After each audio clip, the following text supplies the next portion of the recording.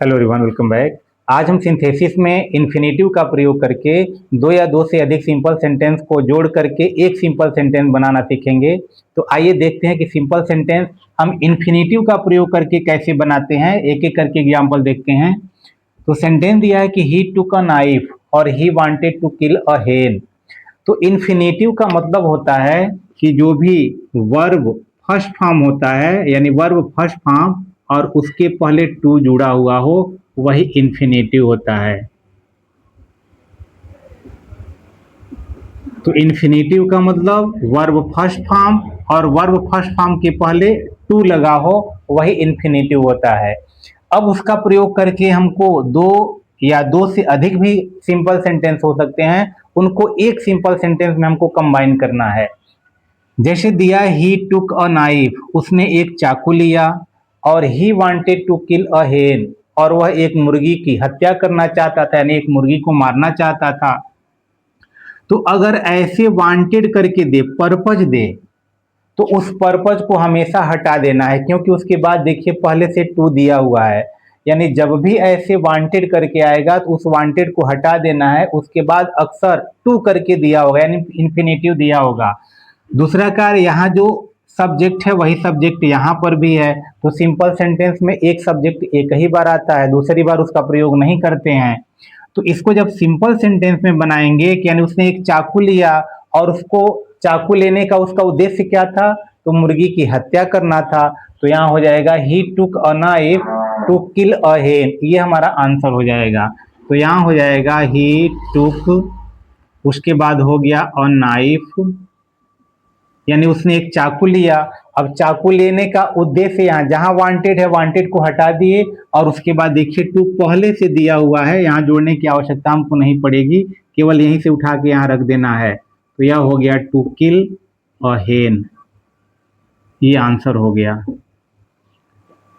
उसी प्रकार दूसरा सेंटेंस भी देखिए, दिया है कि सी वांट्स टू स्टडी। देखिए यहाँ वांट्स, जैसे यहाँ वांटेड है, यहाँ वांट्स दे दिया।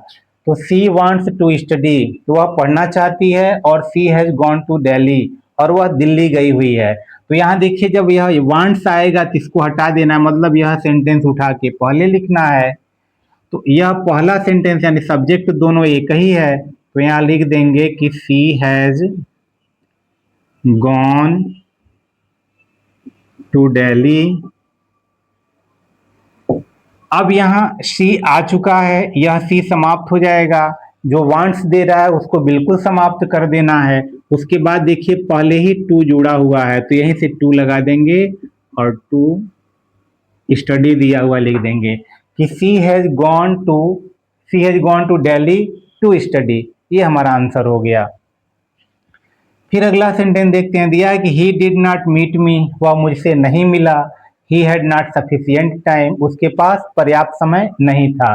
अब इसको देखिए, he had not sufficient time, इसमें केवल यहाँ पे देखिए हैड दिया हुआ है, मेन वर्ब नहीं दिया हुआ है। यहाँ देखिए मेन वर्ब दिया हुआ है मीट, तो अब इसी के पहले हमको टू लगाना होगा।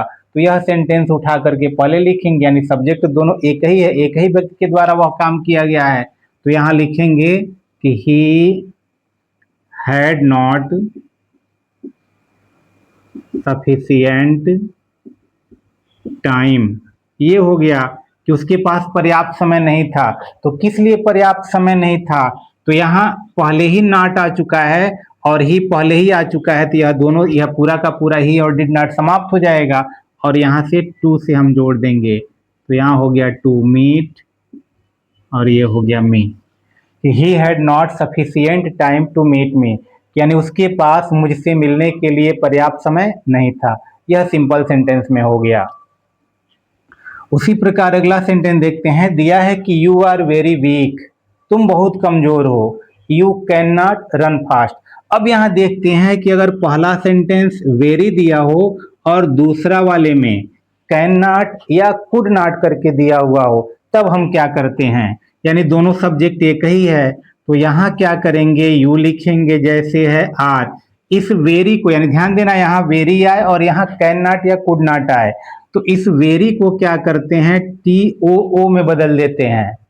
इसका भी मतलब होता है वेरी, यानी जरूरत से ज्यादा, और यह जो एडजेक्टिव जैसे है उसको लिख देते हैं वीक, उसके बाद यू आ चुका है, यू को समाप्त कर देंगे।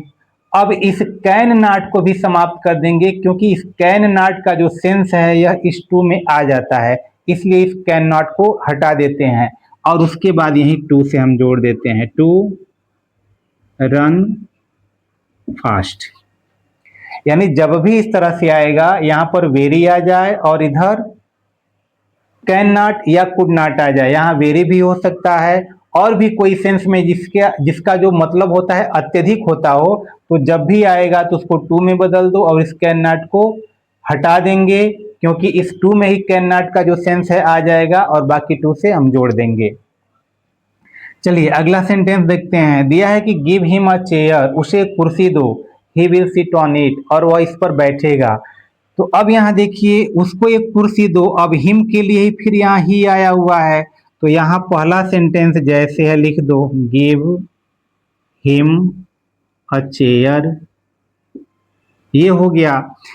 हिम के लिए ही आया है, क्रॉस कर दो।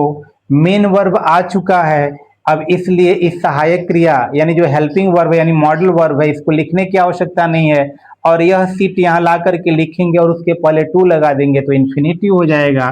तो यहाँ हो जाएगा टू सीट ऑन। इट नहीं लिखेंगे क्योंकि इट आया है चेयर के लिए, इसलिए इट लिखने की आवश्यकता नहीं है, यहाँ फुल स्टॉप लगा देंगे कि give him a chair to sit on, यानी उसे बैठने के लिए एक कुर्सी दो।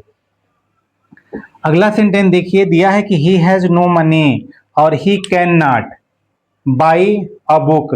अब यहाँ भी कैन नॉट आया है, यहाँ भी कैन नॉट आया है, लेकिन यहाँ पर देखिए इस तरह के सेंस में वेरी करके नहीं आया है, इसलिए यहाँ पे टू में नहीं बदलेंगे।